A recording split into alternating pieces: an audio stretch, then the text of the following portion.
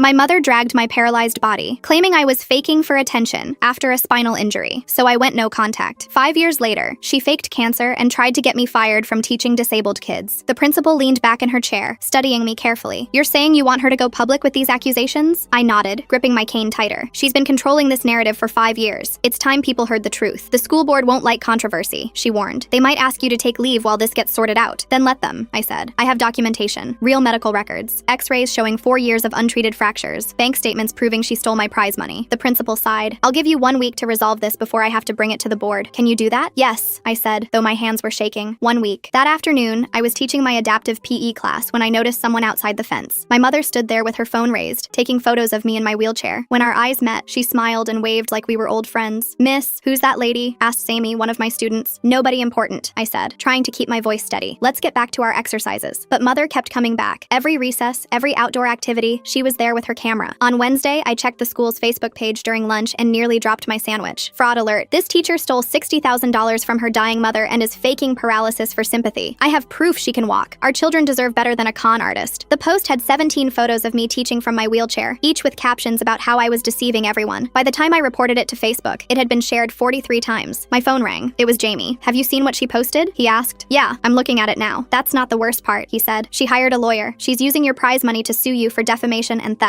I felt my chest tighten. "She can't do that. That money was mine." "I know, but she's claiming she was your legal manager, says she has contracts." The next morning, 3 parents were waiting outside my classroom. "We're pulling our children from your class," one father said. "We can't have them around someone who would steal from their own sick mother." "She's not sick," I started, but they were already walking away. By Friday, half my adaptive PE class was gone. I spent the weekend calling the 3 doctors who had treated my fractures over the years. Dr. Thon refused to get involved, saying he didn't want legal trouble. Dr. Joni had retired and his practice wouldn't give me his contact information. Only Dr. McJonathan agreed to help, but he was out of the country until next month. On Monday, my physical therapist called me, confused. "Your mother just called pretending to be your aunt," she said. "She was asking really specific questions about your mobility. I told her you could walk short distances with your cane because I thought she was family. Did I do something wrong?" My stomach dropped. "What exactly did you tell her?" "Just that you can manage about 15 to 20 steps on good days before the pain gets too bad. Was that okay?" Before I could answer, I got a text from Jamie with an audio file. She recorded the whole conversation and edited it. Listen to this. The recording was choppy but clear. "She can walk 15 to 20 steps. Manages good days." All the context was gone. It sounded like my therapist was exposing me as a faker. Tuesday morning, the principal called me in again. "The board scheduled an emergency meeting for Thursday. Your mother's lawyer sent them a formal complaint with what they're calling evidence." "What kind of evidence?" "The recording, the photos, and apparently testimonies from family members saying you're mentally unstable." I spent Tuesday night on the phone with Jamie. "She's telling everyone she has cancer," he said. "Aunt Osamantha called me crying, saying you're heartless for abandoning mom during chemo." "She doesn't have cancer," I said. "I know that, but she has documents. I saw them when I was helping Dad look for tax papers, fake oncology reports, everything. Can you get copies?" "Already did," he said. "I photographed everything, including receipts showing she spent your prize money on cycling equipment for herself and a new car." Wednesday night, Jamie called again, his voice shaking. "She found out I've been helping you. She kicked me out, threw all my stuff on the lawn. Come stay with me," I said immediately. "Bring everything you have." He arrived at midnight with 3 boxes. We spent the rest of the night going through them. There were notebooks filled with his documentation from when we were kids, old phones with videos of mother screaming at me to train through injuries, photos of me at 13, crying while she wrapped my swollen ankles. "I kept everything," he said. "I knew someday we'd need it." Thursday arrived too quickly. I dressed carefully, choosing to use my wheelchair even though it was a good day. The school board meeting was in the district office, a building with terrible accessibility. Jamie pushed my chair up the ramp while I clutched my folder of evidence. Mother was already there with her lawyer, a sharp-dressed woman who looked expensive. Mother wore a conservative suit and had styled her hair to look fragile. She'd even added reading glasses I'd never seen before. "That's her," Mother said loudly when she saw me. "The daughter who abandoned me during cancer treatment to play victim." The board consisted of 5 members. They looked uncomfortable as we all filed into the conference room. Mother's lawyer went first. "My client, Mrs. Park, dedicated her life to her daughter's cycling career," she began. "She has bank statements showing she managed Soul's finances for years, photos proving Soul can stand and walk at school events, and testimonies from 6 family members about Soul's history of mental instability and pathological lying." She passed around a folder. I saw photos of me standing briefly at the school's winter concert, leaning heavily on my cane, bank statements from our old joint account, letters from relatives I hadn't spoken to in years, all saying I was delusional. "Furthermore," the lawyer continued, "Mrs. Park is battling stage 3 lymphoma, and her daughter stole the money meant for her treatment. This is elder abuse, plain and simple." When my turn came, I started simple. "I have medical records showing spinal fractures from age 15. I passed around the folder. "These are from 3 different hospitals over 4 years. Each time, my mother found ways to make me keep training." Jamie stood up. "I have recordings." He played audio from his old phone. Mother's voice filled the room, screaming at me to stop being weak, to push through the pain, that I owed her Olympic gold. The board members shifted uncomfortably. One One woman covered her mouth during a particularly harsh recording where mother called me pathetic for crying about back pain. Then the door opened. Dr. McJonathan walked in, carrying a box. "Sorry I'm late," he said. "I flew back early when I heard about this meeting. I have Soul's original x-rays showing progressive spine damage over 4 years. I reported suspected abuse twice, but nothing came of it." Mother's lawyer objected. "This proves nothing about theft or fraud. My client isn't on trial for past parenting decisions." "You're right," I said. "Let's talk about the money." I contacted the Cycling Federation. They confirmed all prize money was legally mine as the athlete. My mother had no legal claim as a manager because she was never licensed. Here's their official statement. The board president reviewed the document. "What about the paralysis accusations?" This was the moment I dreaded. I locked eyes with Jamie, who nodded encouragingly. "I can walk," I said. "Exactly 17 steps on good days before the pain from my fused vertebrae becomes unbearable. Would you like me to show you?" The board exchanged glances. "If you're comfortable." I positioned my cane and slowly stood. My legs shook as I took 1 step, 2, 3. Each movement sent shooting pain up my spine. By step 10, I was sweating. Step 15, my vision blurred. Step 17, my legs gave out completely. Jamie caught me before I hit the floor, helping me back into my wheelchair. I was crying from the pain. Couldn't help it. "She's faking!" Mother screamed, jumping up. "I know my daughter. She's manipulating all of you." She rushed toward me, but Jamie stepped between us. "Don't touch her. You're poisoning her against me," Mother shouted at him. "Both of you are liars." Security entered as Mother continued screaming about lawsuits and revenge. They escorted her out while she yelled that we destroyed her life. The board took an hour to review everything. When they returned, the president spoke carefully. "We found no evidence of fraud by Ms. Park. In fact, we commend her courage in facing these accusations. We're also referring this matter to the district attorney for harassment charges and submitting falsified documents." Mother's lawyer immediately stood. "I'll be withdrawing as counsel." She left without looking at Mother. 2 months later, I sat in my classroom reading the news on my phone. Mother had been convicted of harassment and ordered to pay restitution. The Cycling Federation had launched an investigation after our meeting and banned her for life when they discovered she'd forged manager credentials for years. Jamie texted me a photo from his dorm room. He'd started college with a scholarship from a cycling advocacy group that heard about our case. "Thanks for everything," his message said. "Dad called that evening. The divorce is final," he said. "I testified about the financial abuse. I'm sorry it took me so long to see what she was doing to you." "It's okay, Dad," I said. "We're all free now." I'd started a program at school for young athletes dealing with pushy parents. We met every Wednesday, talking about boundaries and healthy training. The kids called it the Safe Space Squad. A week later, a letter arrived with Mother's handwriting. I almost threw it away, but curiosity won. "Soul, I forgive you for ruining my life. Despite everything, I hope you're happy. You've destroyed your family, but I choose to release my anger. I hope someday you'll realize what you've done. Your mother." I laughed, actually laughed. Then I framed it and hung it next to my teaching award. Sometimes the best victory is simply surviving, and I had proof of both on my wall. The framed letter had been hanging on my wall for exactly 3 days when the first package arrived. I found it on my doorstep after school, wrapped in brown paper with no return address. Inside was a photo album I recognized from childhood, filled with pictures of me on various bikes. But something was wrong. In every photo, my face had been scratched out with what looked like a knife. Jamie called while I was staring at the mutilated photos. "Did you get something weird in the mail?" "Photo album with my face scratched out," I said. "I got one too. Old training videos, but she edited them. Added text over every scene calling us liars and thieves." The packages kept coming. Every few days, another unmarked delivery. Medical bills with threatening notes written in the margins. My old cycling trophies, smashed to pieces. A copy of my birth certificate with ungrateful stamped across it in red ink. I reported everything to the police, but they said without proof it was Mother, they couldn't do much. The packages had no fingerprints, no return addresses, nothing traceable. 2 weeks after the letter, I was grocery shopping when I noticed someone following me. Every aisle I turned down, they turned down. When I stopped to check my list, they stopped to examine products. Finally, I spun my wheelchair around to confront them. It was my cousin Than, someone I hadn't seen in years. "Than?" I said, confused. "What are you doing here?" He looked uncomfortable, shifting his weight. "Aunt asked me to check on you. Mother sent you to spy on me? She said you're sick, that you need help but won't admit it." He gestured at my wheelchair. "She showed us videos of you walking at that school meeting. Said you only use the chair for sympathy." I felt exhausted suddenly. "Then I can walk 17 steps before my spine feels like it's being crushed. Want me to show you the surgical scars?" He backed away. "She said you'd say that you're really good at manipulation. Did she also tell you she stole $60,000 from me?" "She said you stole it from her. Showed us bank records." I pulled out my phone and showed him the Cycling Federation statement. His face went pale as he read it. This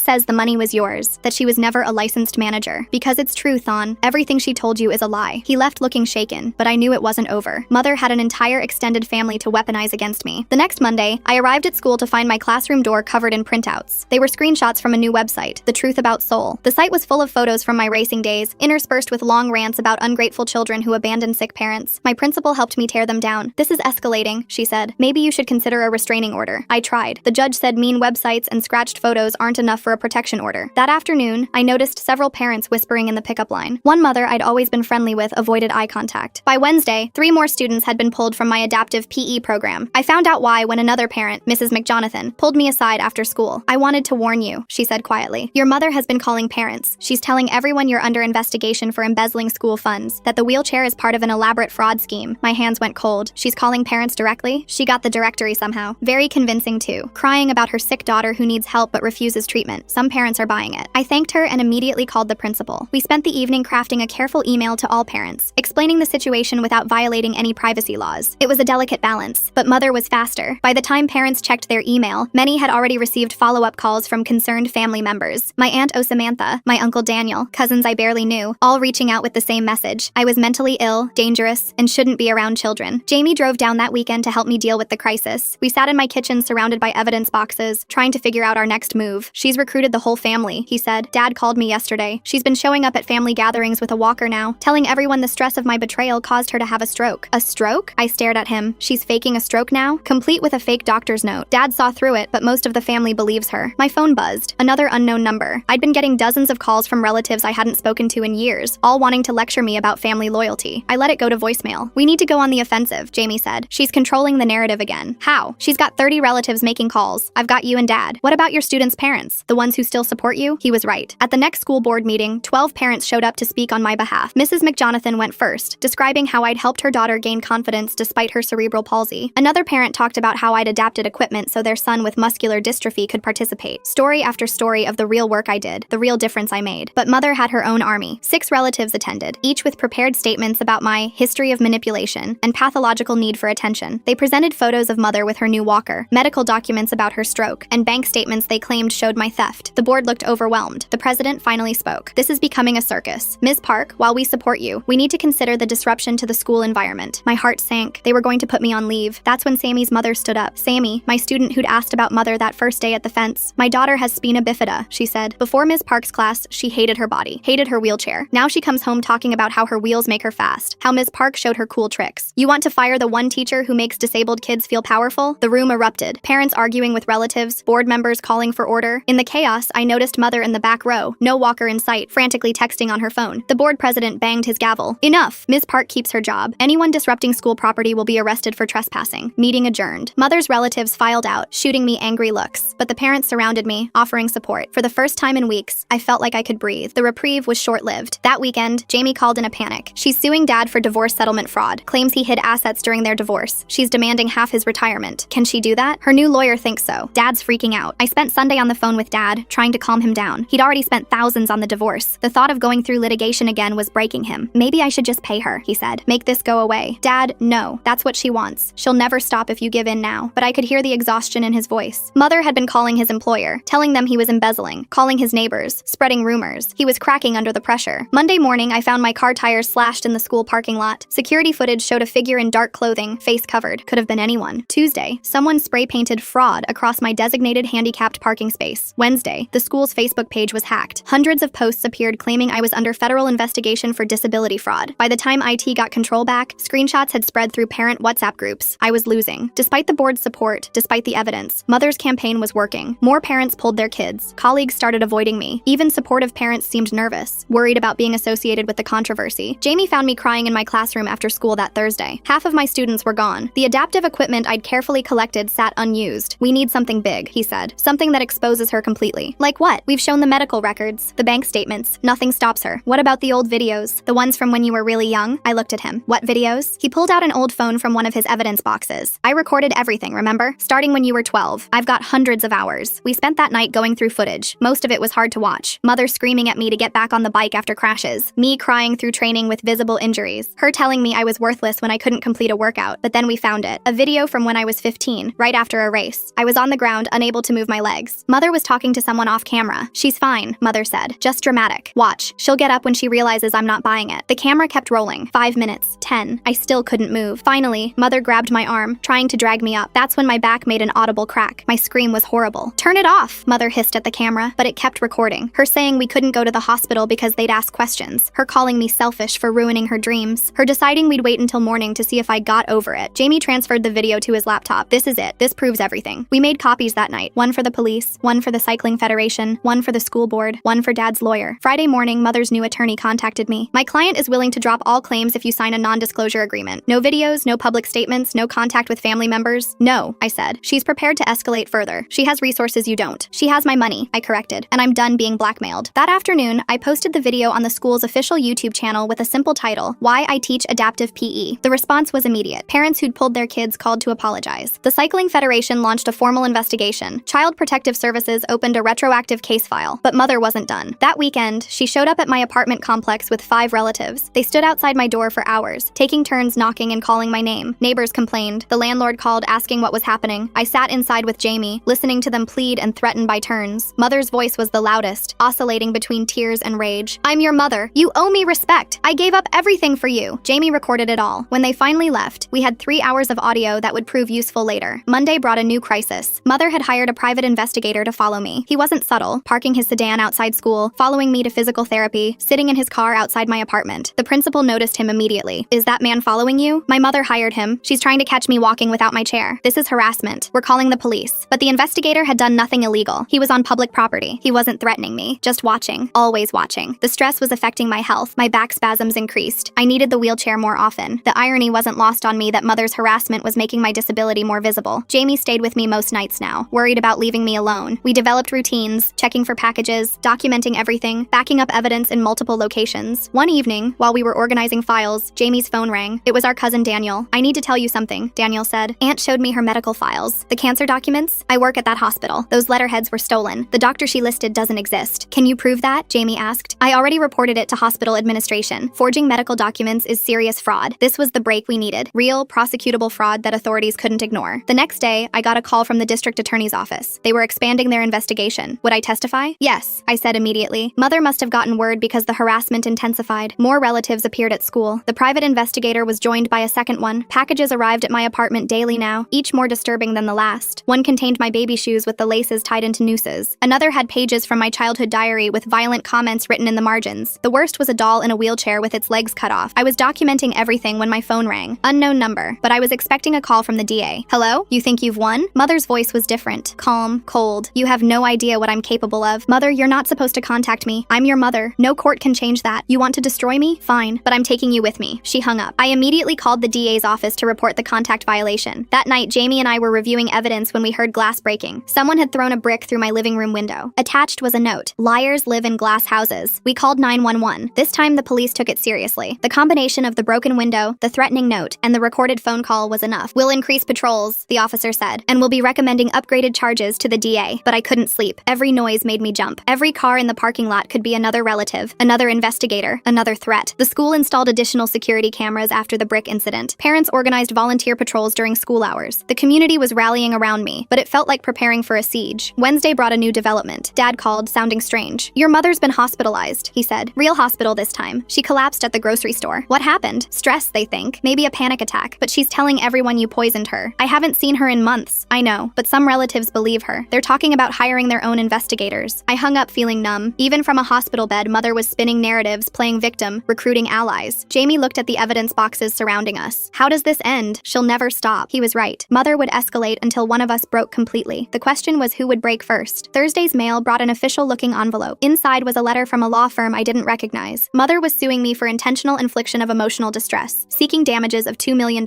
She knows I don't have $2 million, I told Jamie. She wants to bankrupt you, force you to settle, sign whatever agreement she wants. I thought about my students, the kids who needed adaptive PE, the parents who'd fought for me, the life I'd built despite everything. Then we fight, I said. We show everyone exactly who she is. That night I started writing, not a legal document or a formal statement, just my story. The little girl who loved riding bikes, the teenager pushing through fractures, the young woman learning to walk again, the teacher finding purpose in helping others. I posted it on a blog Jamie helped me create. Simple, honest, with every piece of evidence attached. The response was overwhelming. Other athletes came forward with similar stories. Parents who'd pushed too hard, coaches who'd ignored injuries, a community of survivors finding their voices. But Mother had one more card to play. Friday afternoon, the principal called me to her office. Her face was grim. The superintendent received a package, she said. Your mother sent medical records suggesting you have a personality disorder, that you're a pathological liar who believes your own delusions. I stared at her. Those have to be forged. I've never been diagnosed with anything like that. I believe you. But the superintendent wants an independent psychological evaluation before you return to work. You're suspending me? Administrative leave, with pay, just until this is sorted out. I left her office in shock. Mother had found a way to take away the one thing I had left, my purpose, my students. Jamie was waiting in the parking lot. One look at my face and he knew. She got you suspended? I nodded, unable to speak. That's it, he said. We're ending this. Tonight. Jamie drove us straight to his apartment. I'd never seen him this determined. His jaw set as he pulled into the parking garage. Pack a bag, he said. We're going to Dad's house. Jamie, I can't just leave. I have responsibilities. You're on administrative administrative leave. Mother's escalating. We need witnesses for what happens next. I packed while he made calls. Dad agreed to host what Jamie called a family intervention. Not for Mother, but for everyone she'd manipulated. We arrived at Dad's house Saturday morning. He looked older, worn down by Mother's harassment campaign, but there was steel in his eyes I hadn't seen before. I've invited everyone, Dad said. Every relative she's recruited. They need to see the truth. By noon, the living room was packed. Aunt Samantha sat stiffly on the couch. Uncle Daniel leaned against the wall. Than was there, along with Danielle and a dozen other cousins. Most looked hostile, convinced they were defending a dying woman from her cruel children. Mother arrived last, using her walker for maximum effect. She'd lost weight, making herself look frail. Her eyes widened in fake surprise at the gathering. A family meeting? How wonderful. Maybe you'll all talk sense into my daughter. Jamie connected his laptop to Dad's TV. We have something to show everyone. Mother's face tightened. This is inappropriate. I'm not well enough for dramatics. Then sit, I said. You'll want to be comfortable. The first video started. Mother screaming at 13-year-old me to get back on my bike after a crash. Blood running down my leg. Her calling me pathetic. Aunt Samantha gasped. When was this? 2011, Jamie said. I have hundreds more. The room watched in silence as video after video played. Mother forcing me to train with visible injuries, berating me for crying. The worst was the spinal injury footage. My scream when she tried to drag me up, then stood abruptly. I need air. Wait, Jamie said. There's more. He switched to documents, the fake cancer reports. Daniel pointed out the forged letterheads, the non-existent doctor, bank statements showing Mother spending my prize money on herself. This is doctored, Mother shouted. They're tech-savvy. They can fake anything. Dad spoke up. I was there for some of this. It's real. Mother turned on him. You're still angry about the divorce. You'd say anything. Show them the recording from last week, I told Jamie. Mother's voice filled the room, cold, threatening. You want to destroy me? Fine, but I'm taking you with me. Uncle Daniel shifted uncomfortably. That sounds edited, Mother insisted. They're setting me up. Jamie pulled out a folder. These are the original medical reports from the hospital. The real ones, not the forgeries Mother created. He passed them around. Notice the dates. Every injury corresponds with a race. Every surgery delayed until after competitions. Aunt Samantha studied the papers, her face paling. These fractures, they went untreated for months? Mother said I was being dramatic. I said quietly. Lies. Mother abandoned her walker, lunging toward me. You ungrateful brat. I sacrificed everything. Dad and Jamie stepped between us. Mother's mask had slipped completely, her face contorted with rage. See? She said, trying to recover. They're making me upset. My heart condition. You don't have a heart condition, Daniel said flatly. I checked with the hospital. You've never been a patient there. The room erupted. Relatives demanding explanations. Mother screaming denials. Then returned from outside, took one look at the chaos, and pulled out his phone. I'm recording this, he announced. Everyone needs to see what's really happening. Mother whirled on him. You're my family. You're supposed to support me. I did, Than said. Until I saw those videos. That's child abuse. Get out! Mother screamed at him. All of you. You're poisoning my family against me. This is my house, Dad said calmly. You leave. Mother grabbed her walker, then seemed to remember she didn't need it. She threw it aside and stormed toward the door. You'll regret this, she hissed. All of you. I'll destroy every last one of you. After she left, the room was silent. Aunt Samantha was crying. Uncle Daniel stared at the floor. We helped her, Aunt Samantha whispered. We made those calls, wrote those letters. You didn't know, I said. We should have asked questions, Daniel said. Should have listened to your side. One by one, they apologized. Not all of them. A few cousins left without speaking, still loyal to Mother, but most stayed. They wanted to know how they could help. Call the parents you contacted, Jamie suggested. Tell them the truth. I'll call the school board, Aunt Samantha said. Explain how she manipulated us, then was already typing on his phone. I'm posting the recording of her meltdown. People need to see who she really is. By evening, the tide was turning. Parents who'd withdrawn their children called the principal. The school's Facebook page filled with supportive comments. The superintendent agreed to expedite my psychological evaluation, but Mother wasn't finished. Monday morning, Dad called in a panic. She's at my workplace. Security won't remove her because she's claiming it's a family emergency. Jamie and I rushed over. We found Mother in the lobby, telling anyone who'd listen that Dad had stolen her cancer medication. Security looked confused. She seemed so frail, so convincing. That's my ex-wife, Dad told security. She's harassing me. I have a restraining order being processed. He's lying, Mother wailed. He's keeping me from my chemotherapy. I rolled forward in my wheelchair. She doesn't have cancer. We have proof from the hospital. Mother's eyes locked on mine. For a second, I saw something break in them, the realization that her lies weren't working anymore. You did this, she said quietly, then louder. You did this. She charged at my wheelchair. Security finally acted, restraining her as she screamed threats. The police arrived within minutes. I want her arrested, Dad said firmly, for harassment and trespassing. As they led Mother away, she kept screaming about lawsuits and revenge, but her audience was gone. People turned away, embarrassed by the spectacle. Tuesday's psychological evaluation went smoothly. The psychiatrist, Dr. O'Jonathan, reviewed my medical history and Mother's forged documents. These are clearly fabricated, she said. The formatting is wrong, the terminology incorrect. Whoever made these has no medical training. When can I return to work? I'll have my report to the superintendent by tomorrow. You should be back by Thursday. Wednesday brought unexpected visitors. 3 of my former students stood at my apartment door with their parents. We wanted to apologize, one mother said. We believed the lies. We should have trusted you. Can we come back to class? Sammy asked. I miss adaptive PE. Of course, I said, fighting back tears. That evening, the district attorney called. Your mother violated her restraining order multiple times. With the new evidence of fraud and harassment, she's looking at significant jail time. time. What about the $2 million lawsuit? Dropped. Her lawyer saw the evidence and withdrew immediately. Thursday morning, I returned to school. The principal met me at the entrance with a smile. Welcome back. Your students have been asking for you every day. My classroom door was covered again, but this time with welcome back cards. The other teachers had organized it, each one signed with apologies and support. The adaptive PE class was fuller than ever. Word had spread about what really happened, and new students had enrolled. Parents stayed to watch, some crying as they saw their children playing adapted basketball and racing in wheelchairs. Miss, you're back! Sammy zoomed over in her chair. I've been practicing the trick you taught me. She demonstrated a perfect wheelie, beaming with pride. Other students crowded around, eager to show what they'd learned in my absence. That afternoon, Jamie texted me, check the news. The local station was running a segment on parents who push young athletes too hard. They didn't name Mother specifically, but her arrest was mentioned. The Cycling Federation had issued new guidelines for protecting minor athletes. Friday arrived with one final confrontation. Mother had made bail and appeared at school during dismissal. But this time, she wasn't alone. A small group of supporters surrounded her, the cousins who still believed her lies. There she is, Mother pointed at me, the daughter who destroyed her own mother. Parents formed a protective barrier around me and my students. Mrs. McJonathan stepped forward. You need to leave, now. This is public property, Mother shouted. I have every right to be here. The principal emerged with the school resource officer. Actually, you're banned from school grounds. Leave or be arrested. Mother's supporters looked uncertain. One cousin tugged at her arm. Maybe we should go. No, Mother shook him off. I'm exposing the truth. She pulled out a stack of papers, throwing them in the air. They scattered across the parking lot. More forged documents, fake medical reports, printed screenshots of messages I'd never sent. See? She screamed. Evidence. She's a fraud. But no one was picking up the papers. Parents were recording on their phones instead, documenting her breakdown. Her remaining supporters backed away, finally seeing the instability they'd been enabling. The resource officer stepped forward. Ma'am, you need to leave. Now. Mother looked around wildly, realizing she'd lost her audience. Her face crumpled. This isn't over, she said, but her voice had lost its power. I'll find a way. I always do. She left with her dwindling group of supporters. I heard later that 2 of them called Jamie that night, apologizing and asking for the real story. The weekend passed peacefully. Dad came over for dinner Saturday, looking more relaxed than I'd seen him in years. The divorce settlement fraud case was thrown out, he said. Her lawyer dropped it after seeing the evidence of her forgeries. Are you okay? I asked. Better than okay. I'm free. We all are. Sunday afternoon, I was planning lessons when my phone rang. Unknown number. I almost didn't answer, but something made me pick up. Is this Sol? The voice was unfamiliar. Yes? I'm calling from the Cycling Advocacy Foundation. We've been following your story. We'd like to offer you a position developing our new athlete protection program. I gripped the phone tighter. I already have a job I love. We know. This would be consulting work, helping us create guidelines to prevent what happened to you. You could keep teaching while making sure no other young athlete goes through that abuse. Can I think about it? Of course. We'll send you the details. Monday's mail brought another package. My hands shook as I opened it, expecting more harassment. Instead, I found my old cycling medals, the ones Mother had kept. A note from Aunt Samantha explained she'd retrieved them while helping clear out Mother's storage unit. These belong to you, the note said. I'm sorry it took so long to return them. I held the medals, remembering the pain behind each one. Then I took them to school. My students gathered around as I explained what they represented. Sometimes people push us too hard, I said. Even people who say they love us. But your body is yours. Your limits are real, and anyone who truly cares about you will respect that. Is that why you use a wheelchair? Asked a new student. Yes, because someone pushed me past my limits. But you know what? This chair isn't a limitation. It's freedom. Just like your adaptive equipment isn't holding you back, it's helping you fly. I demonstrated a racing technique in my chair, students cheering as I zoomed across the gym. This was what mattered. Not the medals, not the Olympics that never were, but these kids learning to love their bodies exactly as they were. That evening, Jamie called with news. The DA offered Mother a plea deal. 2 years in jail, 3 years probation, mandatory psychiatric treatment. Will she take it? Her lawyer is recommending it. The alternative is a trial with all our evidence public. I thought about Mother, alone now with her lies exposed. Part of me felt sad for the woman who'd never learned to let go of her dreams, but a bigger part felt only relief. Good, I said. Maybe she'll finally get help. Tuesday brought a surprise. Dr. McJonathan visited my class bringing a proposal. The hospital wants to fund an expansion of your adaptive PE program, he said. More equipment, assistant instructors, even a summer camp for disabled youth. Why? Because what you're doing matters. These kids need more people like you. People who understand that adapted doesn't mean less than. I accepted immediately. Within a week, we had plans drawn up. Parents volunteered to help with fundraising. The school board approved the expansion unanimously. Mother took the plea deal. I didn't attend the sentencing, but Dad did. He said she looked smaller somehow. Her grandiose persona finally deflated. She didn't look at him once.